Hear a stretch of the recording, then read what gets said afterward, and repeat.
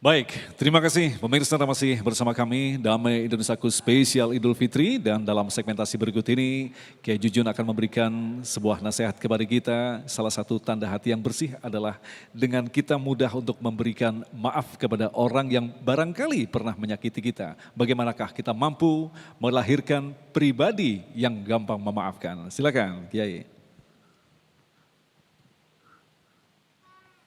Assalamualaikum warahmatullahi wabarakatuh. Alhamdulillahi wa kafa wassalatu wassalamu ala sayyidina Muhammadinil Mustafa.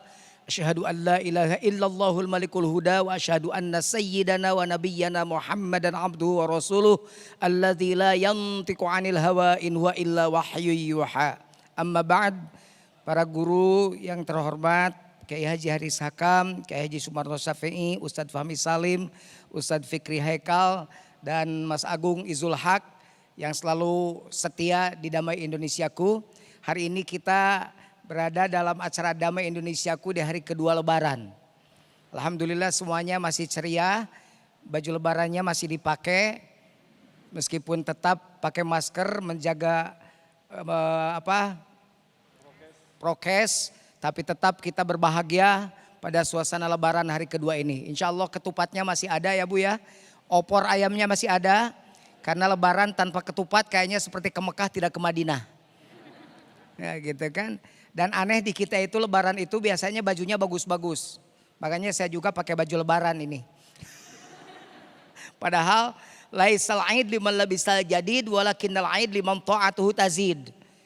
Bukan orang yang berlebaran, yang aid, yang pakaiannya bagus, yang makanannya banyak, yang duitnya bermiliar-miliar, yang mobilnya ganti yang baru, meskipun kalau nyalip mobil orang bersuara lising begitu kan. Atau ketika di starter bersuara nyuk dapat nganyuk gitu kan. Nah gitu. Tapi orang yang id itu adalah limam ta'atuhu tazid. Dia yang ketaatannya bertambah. Jadi ukurannya adalah ketika sudah habis Ramadan sekarang, apakah ketaatan kita bertambah atau tidak, ukur. Kalau makin bertambah maka jadi Aid. Kalau tidak bertambah berarti gagal Aidnya. Mudah-mudahan kita termasuk orang yang Idul Fitri. Kembali kepada kesucian dan tetap menjaga kesucian. Kesucian bulan Ramadan bawa ke 11 bulan yang lainnya. Kesucian bulan Ramadan bawa ke Syawal. Kesucian bulan Ramadan bawa ke Zulqa'dah. Kesucian bulan Ramadan bawa ke Zulhijjah. Salah satunya adalah yang tadi disebut oleh Mas Agung. Orang suci itu orang yang mudah memaafkan. Semua orang yang hadir di sini meminta maaf itu bisa semuanya. Gampang semuanya kalau cuma sekedar minta maaf. Tapi tidak semua orang yang hadir di sini termasuk yang ada di depan ini termasuk saya yang ngomong memaafkan itu yang susah.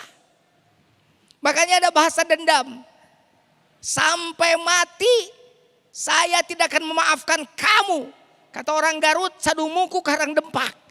Tapi karupku padung rap kulemah kat gu urugan tanah berem mau dihampura. Ini empat-empatnya ini Betawi, saya Sunda sendirian. Ini Betawi semua ini, saya dikeroyok ini sebenarnya. Saya tidak akan memaafkan kamu kata orang Bogor. Nauzubillah. Orang yang demikian orang yang rugi. Orang demikian orang yang tidak akan mendapat keuntungan di hadapan Allah. Makanya pantas orang yang pandai memaafkan itu derajatnya paling tinggi. Wasari'u ila maghfiratin mir rabbikum wa jannatin 'arduha as-samawati wal ard wa'iddat lil muttaqin.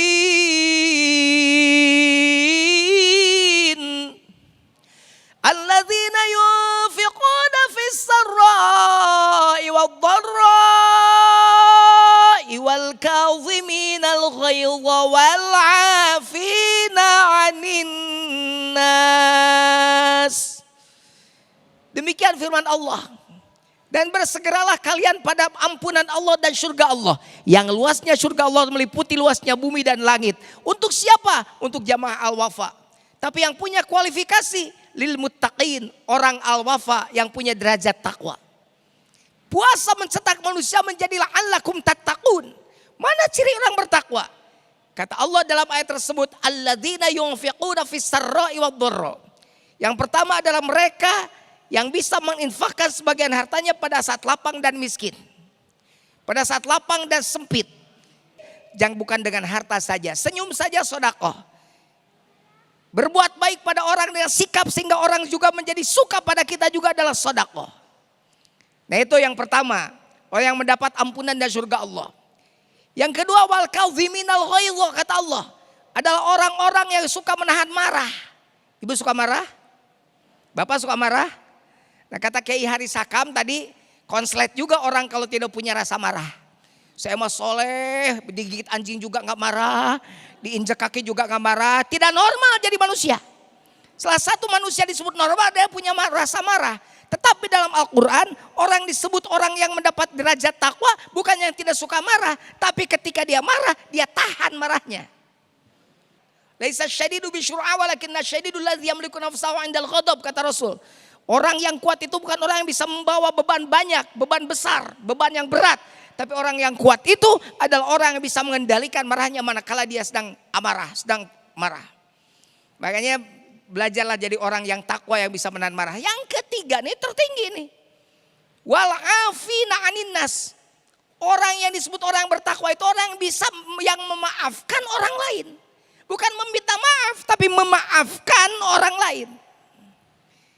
Jadi bagaimana kita setelah puasa ini menjadi manusia yang suci dan disucikan oleh Allah. Salah satunya bagaimana kita bisa mampu memaafkan orang lain.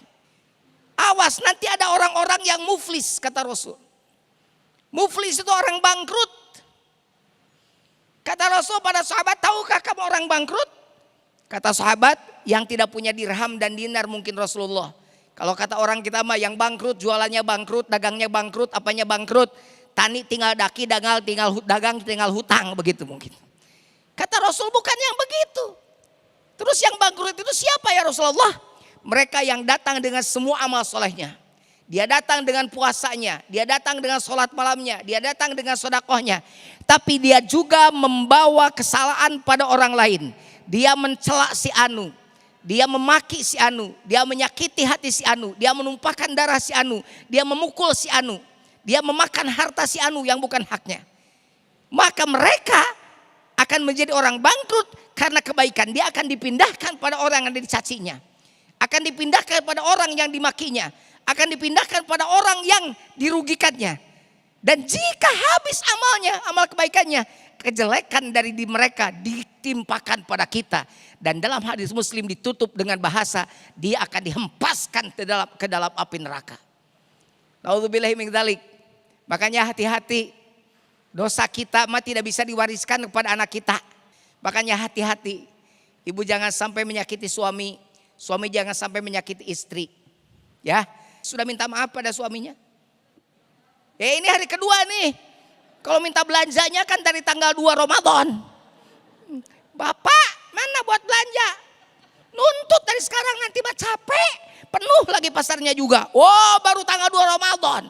Sekarang meminta maafnya sudah lebih dulu kemarin atau tidak?